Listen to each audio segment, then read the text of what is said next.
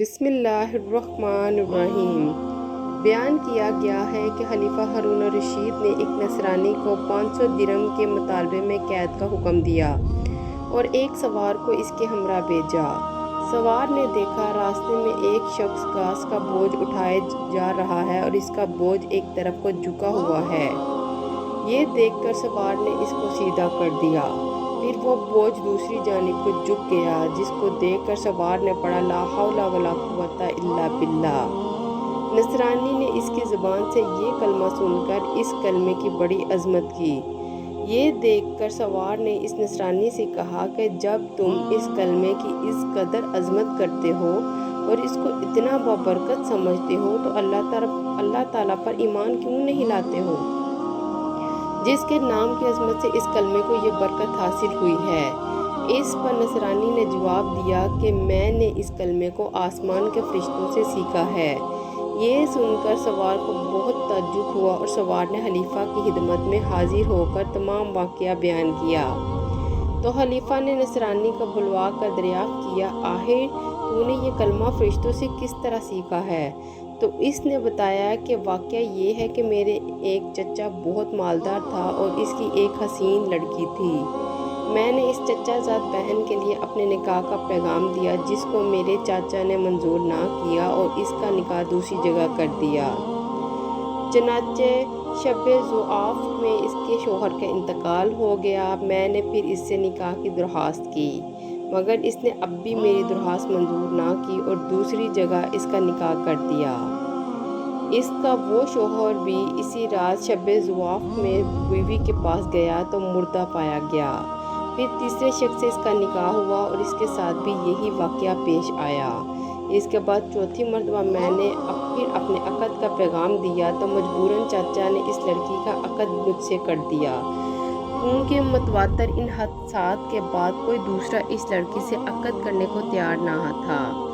آخر میں نے دیکھا کہ خلوت کے وقت شیطان ایک کوہ گراں کی شکل میں ظاہر ہوا اور اس نے زور سے ایک چیخ مار کر کہا، تو کہاں آیا ہے؟ میں نے جواب دیا کہ میں اپنی بیوی کے پاس آیا ہوں۔ تو وہ شیطان کہنے لگا کہ تجھے معلوم نہیں میں نے اس کے پہلے شوہروں کے ساتھ کیا معاملہ کیا؟ میں نے جواب دیا مجھے معلوم ہے۔ یہ سن کر وہ شیطان کہنے لگا، اگر تو اس بات پر راضی ہو کہ یہ عورت رات کو میرے لیے ہو اور دن کو تیرے لیے تو بہتر ہے، ورنہ میں تجھے بھی مار ڈالوں گا۔ میں نے اس کی بات کو منظور کر لیا اور اسی طرح ایک مدت گزر گئی۔ تو ایک روز شیطان نے مجھ سے کہا کہ آج میں نے رات کو مولا علی کی باتیں چوری سننے کے لیے جاؤں گا، کیونکہ آج رات کو اس کام کے لیے میری باری ہے۔ کیا تم بھی میرے ساتھ آسمان پر چلنے کو تیار ہو؟ میں نے جب اس پر اپنی رضامندی کا اظہار کیا تو شیطان نے ایک بڑے اونٹ کی شکل اختیار کر کے مجھ سے کہا کہ میری پشت پر مضبوطی سے سوار ہو جانا۔ چنانچہ جب میں اس پر سوار ہو گیا تو وہ شیطان ہوا میں اڑنے لگا۔ اتنے میں مجھے فرشتوں کی آواز آئی کہ وہ کہہ رہے ہیں لا حول ولا قوت الا باللہ، جس کو سن کر شیطان واپس ہوا اور مردہ کی طرح زمین پر گر پڑا اور میں بھی اس کے قریب ہی جا گرا۔ جب کچھ دیر کے بعد اس کو ہوش آیا تو کہنے لگا کہ تم اپنی آنکھیں بند کر لو۔ میں نے اپنی آنکھیں بند کر لیں۔ اس کے بعد جب میں نے آنکھیں کھولیں تو کیا دیکھتا ہوں کہ میں اپنے گھر کے دروازے پر موجود ہوں۔ پھر جب میں اپنی بیوی کے پاس خلوت میں گیا تو میں نے اس سے کہا، اس مقام میں جہاں کوئی بھی سوراخ ہے اس کو بند کر دو، ساری کھڑکیاں بند کر دو۔ اس نے ایسا ہی کیا۔ چنانچہ جب رات کو شیطان گھر میں داخل ہوا تو میں نے دروازہ بند کر دیا اور باہر سے دروازے کی طرف منہ کر کے پڑھنا شروع کیا لا حول ولا قوت الا باللہ، جو میں نے فرشتوں سے سن کر یاد کر لیا تھا۔ اتنے میں نے ایک سخت آواز سنی، پھر دوسری اور تیسری مرتبہ یہی کلمات پڑھے تو اس کے بعد بیوی نے مجھے پکارا کہ اندر آ جاؤ۔ جب میں اندر گیا تو بیوی نے بیان کیا کہ تم نے پہلی مرتبہ لا حول ولا قوت الا باللہ پڑھا تھا تو شیطان نے یہاں سے بھاگنے کا راستہ تلاش کیا، مگر اسے کوئی راستہ نہیں ملا۔